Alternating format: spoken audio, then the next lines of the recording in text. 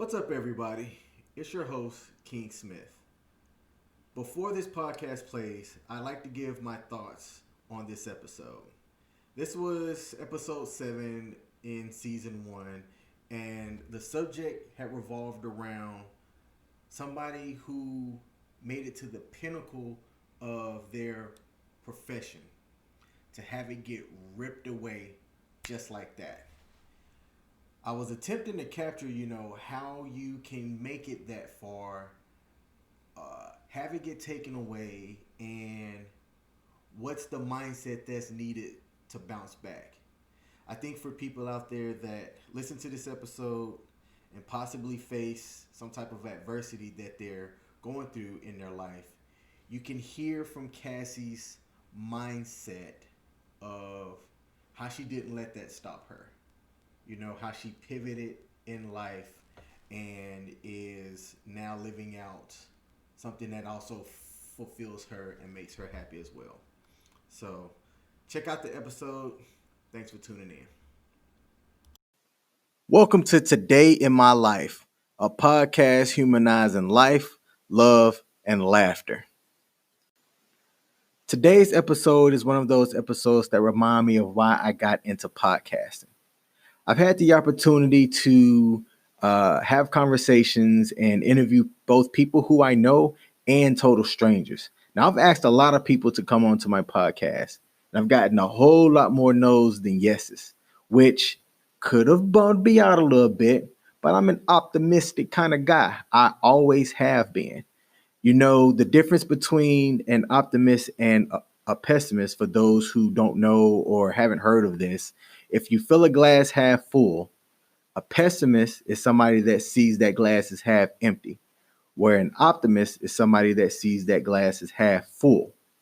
Now, Winston Churchill had a famous quote that says something like, the pessimist sees difficulty in every opportunity, while the optimist sees opportunity in every difficulty.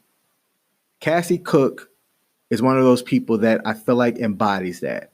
Somebody who I think is an optimistic person and had a tragic setback, but did not let that phase what it was that she wanted to accomplish in life. And her journey is just beginning. I'd like to thank her for coming on and sharing her story with me. And I hope that by listening to her story, someone out there can be inspired as well. Thank you. Before we get into this episode, let's hear from our sponsors who sponsored this podcast today. Hi, Cassie. How's your evening going? It's going great, King. How's yours? Going good so far. We had a tornado touchdown in my area today. It is 7:42 Eastern time now, and I haven't had power since 7 o'clock this morning. Oh, no. So this is a little bit different here in Maryland because I moved here from Kansas, also known as Tornado Alley. Right. You'd have a touchdown in Kansas and people would be outside driving still. So here things seem to get a little bit different. Yes. Wow. You have an interesting story to me. I understand that you are a ball player. Is that correct? Yes, I am an ex-ball player. I played D1 at Mount St. Mary's University, and then I continued to play college basketball in Canada for a total of 4 years, on and off. I ended up signing a professional contract to go play in Tasmania, Australia, but then I tore my ACL 8 days after I signed my contract to go and play. So unfortunately, I've not been able to play since until last weekend. So it's been about 3 years since I tore it. All right. Let's start from the beginning. Okay. How long have you been playing basketball? I have been around the sport since I was about 3 years old. I grew up with a pool in my backyard. I had a Little Tykes basketball hoop that my parents put inside of the pool. And that's about my farthest memory that I can remember it. My dad is like a basketball guru. Like, he is obsessed. You could say what happened in 1964 when Larry Bird shot this shot, who got the rebound. My dad would know it. So I'm definitely basketball affiliated. All right. So growing up, pretty much playing your entire life, at what point did you or other people around you realize Cassie's good? I would say maybe about, I started playing a year up when I was about 8 years old. I honestly cannot even answer why I even did that, but I've always been fairly athletic. I was a two-sport athlete. I played soccer and basketball. Basketball just more so had the scholarships for me, but I'd say maybe about 13, 14 is when I really started getting acknowledgement for it on a bigger scale. What factors led you into choosing the Mount coming out of high school? So I always knew that I wanted to have basketball be my career. So I had a bunch of schools looking at me to play both sports. Mount St. Mary's actually offered me to be allowed to play both. But going into my collegiate career, I actually signed to go play at Rhode Island because that seemed like the best fit for me to get maximum amount of playing time as well as being fairly well connected. I went on a college visit to there and I loved Rhode Island, but this happens in sports a lot. The coach ended up going somewhere else, and there was a new coach that came in because they were not familiar with me. They ended up bringing in their own recruits because with college sports, they only get so much money for scholarships in order to have people come, and I wasn't on their radar. So I ended up losing my scholarship to go there, and I didn't end up signing to go to the Mount until the second semester of Mount St. Mary's. All right. Now, what position is it that you play on a basketball court? So I think that I am better at the one because I understand the pace of the game. And I also know how to kind of I played soccer my whole life, right? So soccer is 90 minutes and I know who's tired, who is performing well, who's not, what we are missing and whatnot. So I like to play the one. I also about 25 points a game my second year of college. So I really played the two guard when I was there, but I prefer to play the one. Okay. All right. So for those of us who are uninitiated in basketball terms, Yes. correct me if I'm wrong here. One's the point guard, two's the shooting guard. Yes, sir. All right. All right. Good deal. Good deal. You're in college and the level of play is definitely higher than it is in the prep school. Did you ever have a moment in college where you were like, okay, whoa, this is definitely, the big leagues? My coach told me when I went to Canada, he made a Kobe offense. It's called the triangle offense that the Lakers used to run for Kobe. And he literally pulled me to the side. I was the number one leading scorer in the entire country at the time. And my coach pulled me to the side. We were about to play a game against the number two leading scorer. Her and I actually flip-flop every week, but I ended up finishing number one by the end of the season. But we were about to play against them, and he pulled me to the side and he said, I don't care if you shoot 35 shots this game, you need to have this amount of points. And that kind of just hit me like, wow, like I don't go into a game looking to be selfish. Like that's just not my style. I like to win. And I'm a real life team player in every aspect of my life. But at that point, when that pressure was put on me, that's when I really realized the gift that I had and that other people saw in me too. At what point in college did somebody either tell you or you recognize that you can play professionally? I think because I played in Canada, I got to see a different style. American sports are very, very fast paced. We have a lot of natural born athletes here. In other countries, they don't necessarily have that. They have a lot of fundamentally skilled people. And once I started playing on the European style, and also in America, we have a 30-second shot clock. In Canada, they have the 24-second, which is the equivalent to the FIBA rules, which is the European League, called FIBA. They have the same kind of playing style as Canada as far as the athletes and the rules. So I think that once I got there, I really, really saw that I was really stepping into what I wanted my future career to be. You finished out at the college level, you signed your professional contract, and you tore one ACL or both ACLs? I only tore one, but I had to get two surgeries done for it because I have too much cartilage inside my body. What I think tried to happen was my body tried to recreate a new ACL for me. So I tore it in March 2017. In April 2017, I went under for my first surgery. My doctor put me under it's a 2 hour and 45-minute surgery.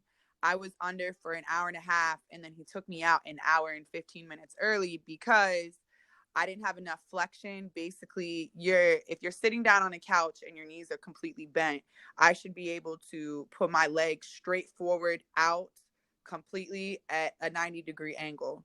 I wasn't able to do that. So he took me out of the surgery, and I didn't actually have a successful surgery until October 2017. How devastating was that for you? I cannot even explain the mental. I had only been hurt one time. Well, I'd say 2 times ever before that, but I was out for a month for both of those injuries. So I actually tore my meniscus too. I think that my meniscus partially started to tear when I was in high school, and they misdiagnosed it. So when I did get my actual ACL injury, I can't even explain the feeling of it. The last thing I remember from when I tore it was I went up for a layup. It was the first 4 minutes of our first game we had that weekend. We had 3 games that weekend, and then I was on my way to Australia.